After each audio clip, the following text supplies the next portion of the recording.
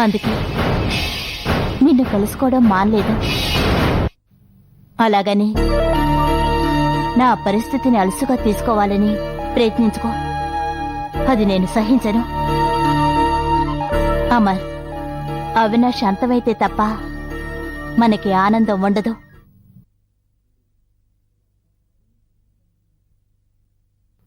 ఆ అరుణ్ అవినాష్ అనుకున్నాను సుధా, కానీ వాళ్ళిద్దరూ ఒకటి కాదని తెలిసిపోయింది. ఇంకా ఎందుకు? అమర్, అతను అరుణ అవినాష అన్నది కాదు సమస్య. అవినాష్ ఫ్రీగా బయట తిరుగుతున్నాడు, నన్ను బెదిరించాడు, నిన్ను కూడా వదలడు. ఈ టెన్షన్ భరించలేకపోతున్నాను. కళ్ళు మూసినా తెరిచినా వాడు కత్తితో కనపడుతున్నాడు. ఇంకా ఎంతకాలం ఇలా భయపడుతూ బతకమంటావు? నీ బాధ నాకు అర్థమిస్తుందా? వీలైనంత త్వరలో ఆ అవినాష్ పేరు వదిలేశాను, సరేనా?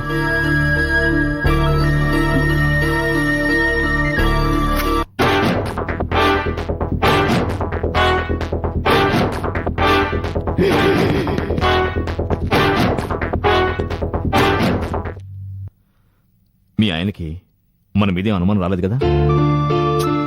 ఏమో తెలీదు. తెలీదంటే ఎలా? ముందు ఆ విషయం తెలుసుకో. అది తెలిసేంత వరకు మనకు సంతోషం ఉండదు. అదేంటమ్మా? అవును సుధా, అది తెలుసుకోవడం చాలా ముఖ్యం. అది తెలుసుకుంటేనే ఈ విషయంలో ఏం చేయాలో మనం నిర్ణయించుకోగలం.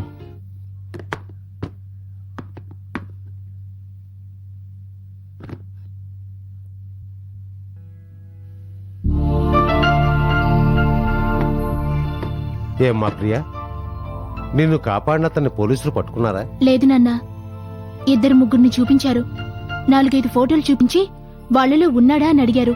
నేను లేడని చెప్పాను. ప్రియా, నిన్ను కాపాడినవాడు పోలీసుల దృష్టిలో ఒక హంతకుడు. మనం జాగ్రత్తగా ఉండడం మంచిది.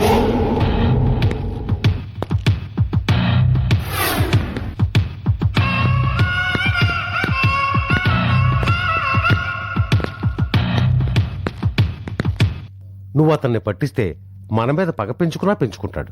లేదు నాన్న, నన్ను కాపాడిన అతని వల్ల నాకెలాంటి ప్రమాదమూ రాదు. నేనతన్ని పట్టివ్వను.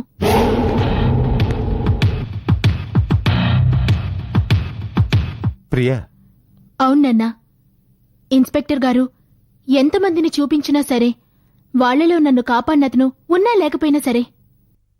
ఏంటమ్మా నువ్వు అనేది? తప్పు చేసిన వాళ్ళ వరుసగా ఊచకోతకొస్తున్న ఒక హంతకుణ్ణి చూసిన ప్రత్యక్ష సాక్ష్యం నువ్వు ఒక్కదానివే.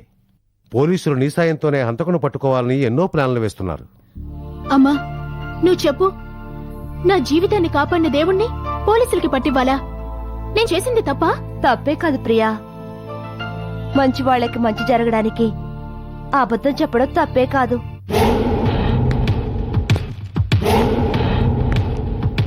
అదేదో చిన్నపిల్ల తెలియకుండా మాట్లాడుతుంది. నువ్వు కూడా అలా అంటే అలా? మనం ఏమనుకున్నా అతను చట్టాన్ని చేతుల్లోకి తీసుకొని హత్యల మీద హత్యలు చేస్తూనే ఉన్నాడు. నాన్నా, మీరు నాకు ప్రాణం పోశారు. అతను నా మానాన్ని ప్రాణాన్ని కాపాడారు. అలాంటి ఉత్తముణ్ణి నా కంఠంలో ప్రాణం ఉండగా పట్టివ్వను. అతని ద్వారా నాలాంటి ఆడపిల్లలకి మంచి జరగాలి. అతనెవరనే నిజం నా గుండెల్లోనే ఉండిపోతుందంతే. అమ్మా ప్రియా,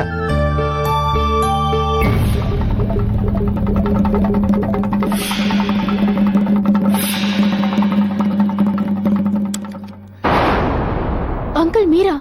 చాలా థ్యాంక్స్ ప్రియా. అంకుల్ మీరెందుకొచ్చారు? పోలీసులు మీకోసం తీవ్రంగా గాలిస్తున్నారు. మా ఇంటి బయట కానిస్టేబుల్స్ కూడా ఉన్నారు. తెలుసమ్మా, నువ్వు నోరు విప్పనంత వరకు నన్నెవరూ పట్టుకోలేరు. నేనెప్పటికీ చెప్పను అంకుల్. తెలుసమ్మా, విన్నాను. నా మీద నీకున్న అభిమానానికి చాలా సంతోషం. నువ్వు చేసిన ఈ పని వల్ల నీకు మంచే జరుగుతుంది.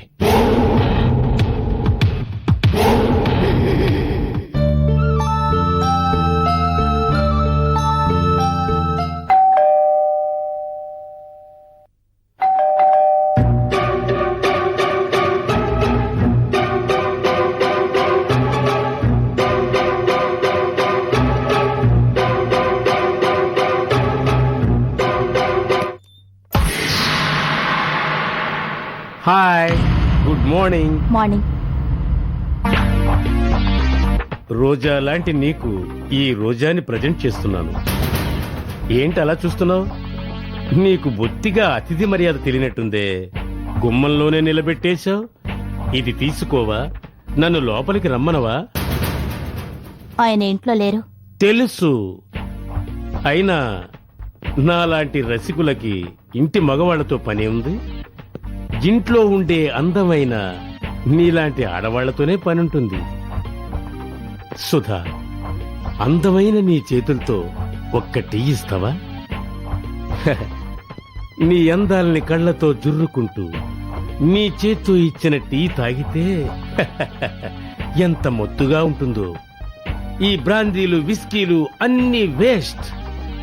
షటప్. ఒక ఫ్రెండ్ భార్యతో ఇలా మాట్లాడుతున్నావే, అసలు నీకు సంస్కారమే లేదా? లేకే బోలెడంత ఉంది. అది పతివ్రతలంటారు చూడు, అలాంటి వాళ్ళ దగ్గర యూజ్ చేస్తారు. పాపాలు ద్రోహాలు చేసేవాళ్ల దగ్గర కాదు. ఏంటి నువ్వనేది? డ్రామాలాడకమ్మా. నీ శృంగార లీలలన్నీ నాకు తెలుసు. బయట వేసుకున్న తీరును బట్టే దాని వెనక ఉన్న మనసు ఎలాంటిదో ఇట్టే పట్టేస్తా. నా ఎక్స్పీరియన్స్ అలాంటిది మరి. అయినా నీ అందం ఒక్కడికే సొంతం అవడం అన్యాయమే. అందరికీ పంచే, ఏం తప్పులేదు. కానీ ఆ అందరిలో నన్ను కూడా కాస్త చేర్చుకో. యూరో పిచ్చి పిచ్చిగా వాగావంటే నిన్నిక్కడే చంపి పారేస్తాను. ఏంటి తిడుతున్నావా? నాకొక్క మాట వినిపించలేదు. కోపంగా ఉన్నప్పుడు కూడా నీ అందం నన్ను మత్తులో పడేసింది మరి. ఆహా, అదురుతున్న నీ పెదాలు, అబ్బబ్బబ్బబ్బబ్బా, నన్ను రారారా అని పిలుస్తున్నట్టున్నాయి. రే నిన్ను. ఆగాగాగు, తొందరపడకు. నన్ను కొట్టే ముందు ప్రేమగా నేనిచ్చే ఈ గిఫ్ట్ నొక్కసారి చూడు. ఓపెన్ చేసి చూడు. అమరసుధ, శృంగార కేళి విలాసాలు అద్భుతంగా పడ్డాయి. ఫోటోలోని విన్యాసాలు, నా కవిత్వం వచ్చేస్తోంది. చూడు.